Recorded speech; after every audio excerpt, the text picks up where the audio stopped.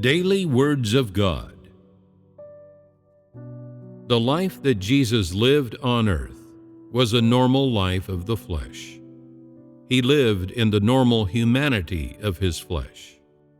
His authority to do his work and speak his word, or to heal the sick and cast out demons, to do such extraordinary things, did not manifest itself for the most part until he began his ministry.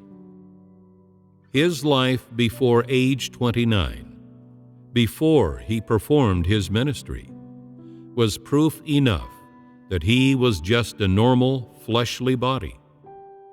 Because of this, and because he had not yet begun to perform his ministry, people saw nothing divine in him, saw nothing more than a normal human being, an ordinary man, just as at that time some people believed him to be Joseph's son. People thought that he was the son of an ordinary man. They had no way of telling that he was God's incarnate flesh. Even when, in the course of performing his ministry, he performed many miracles, most people still said that he was Joseph's son, for he was Christ with the outer shell of normal humanity. His normal humanity and his work both existed in order to fulfill the significance of the first incarnation, to prove that God had entirely come into the flesh, that he had become an utterly ordinary man. His normal humanity before he began his work was proof that he was an ordinary flesh, and that he worked afterward also proved that he was an ordinary flesh. For he performed signs and wonders, healed the sick, and cast out demons in the flesh with normal humanity. The reason that he could work miracles was that his flesh bore the authority of God, was the flesh in which God's Spirit was clothed. He possessed this authority because of the Spirit of God, and it did not mean that he was not a flesh. Healing the sick and casting out demons was the work that he needed to perform in his ministry. It was an expression of his divinity hidden in his humanity. And no matter what signs he showed or how he demonstrated his authority, he still lived in normal humanity and was still a normal flesh. Up to the point that he was resurrected after dying upon the cross, he dwelt within normal flesh. Bestowing grace, healing the sick, and casting out demons were all part of his ministry. They were all work he performed in his normal flesh. Before he went to the cross, he never departed from his normal human flesh, regardless of what he was doing. He was God himself, doing God's own work, yet because he was the incarnate flesh of God, he ate food and wore clothing, had normal human needs, had normal human reason, and a normal human mind. All of this was proof that he was a normal man, which proved that God's incarnate flesh was a flesh with normal humanity and not supernatural. His job was to complete the work of God's first incarnation, to fulfill the ministry that the first incarnation ought to perform. The significance of incarnation is that an ordinary, normal man performs the work of God himself. That is, that God performs his divine work in humanity and thereby vanquishes Satan. Incarnation means that God's Spirit becomes a flesh. That is, God becomes flesh. The work that the flesh does is the work of the Spirit, which is realized in the flesh, expressed by the flesh. No one except God's flesh can fulfill the ministry of the incarnate God. That is, only God's incarnate flesh, this normal humanity, and no one else, can express the divine work.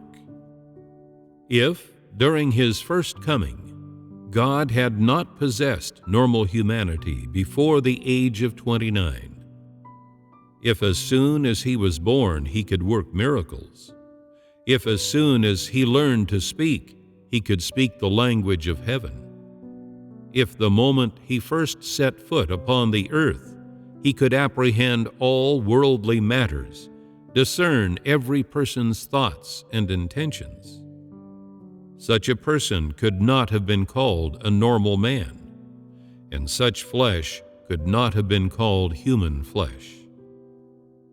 If this were the case with Christ, then the meaning and the essence of God's incarnation would be lost. That he possesses normal humanity proves that he is God incarnated in the flesh. The fact that he undergoes a normal human growth process further demonstrates that he is a normal flesh. Moreover, his work is sufficient proof that he is God's Word, God's Spirit become flesh. God becomes flesh because of the needs of his work. In other words, this stage of work must be done in the flesh. It must be performed in normal humanity. This is the prerequisite for the Word become flesh, for the Word's appearance in the flesh. And it is the true story behind God's two incarnations. People may believe that Jesus performed miracles throughout his life, that he showed no sign of humanity right up until his work on earth ended, that he did not have normal human needs or weaknesses or human emotions, did not require the basic necessities of life, or entertain normal human thoughts. They imagine him to only have a superhuman mind, a transcendent humanity. They believe that since he is God, he should not think and live as normal humans do, that only a normal person, a bona fide human being, can think normal human thoughts and live a normal human life. These are all human ideas and human notions, and these notions run counter to the original intentions of God's work. Normal human thinking sustains normal human reason and normal humanity. Normal humanity sustains the normal functions of the flesh, and the normal functions of the flesh enable the normal life of the flesh in its entirety. Only by working in such flesh can God fulfill the purpose of his incarnation. If the incarnate God possessed only an outer shell of the flesh, but did not think normal human thoughts, then this flesh would not possess human reason, much less bona fide humanity. How could a flesh like this, without humanity, fulfill the ministry that the incarnate God ought to perform? A normal mind sustains all aspects of human life. Without a normal mind, one would not be human. In other words, a person who does not think normal thoughts is mentally ill, and a Christ who has no humanity but only divinity cannot be said to be God's incarnate flesh. So how could God's incarnate flesh have no normal humanity?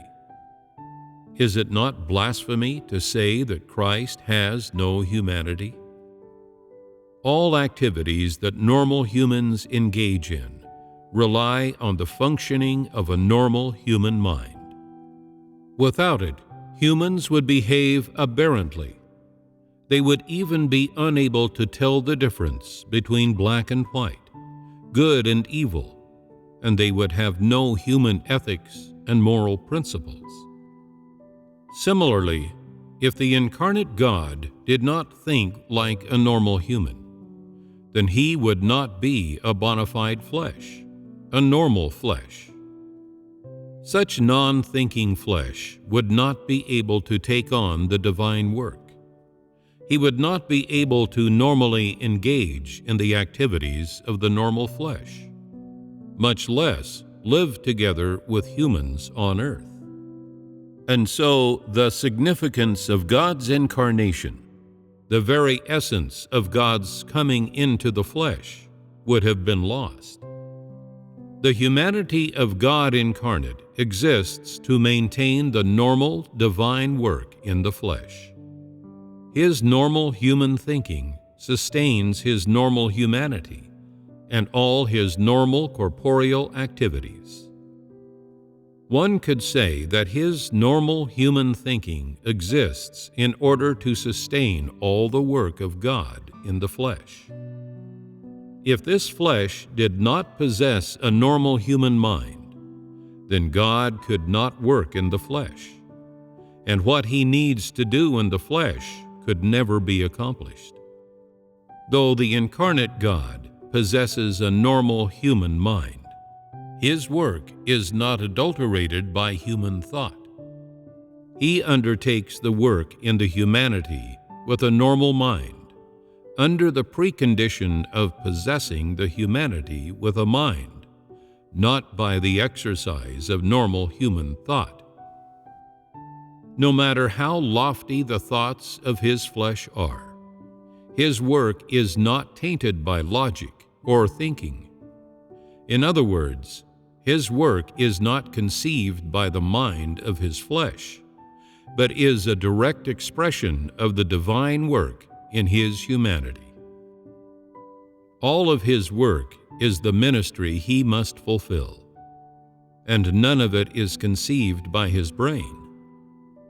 For example, healing the sick, casting out demons, and the crucifixion were not products of his human mind, and could not have been achieved by any man with a human mind. Likewise, today's work of conquest is a ministry that must be performed by the incarnate God. But it is not the work of a human will. It is the work his divinity should do, work of which no fleshly human is capable. So the incarnate God must possess a normal human mind, must possess normal humanity, because he must perform his work in the humanity with a normal mind. This is the essence of the work of the incarnate God, the very essence of the incarnate God.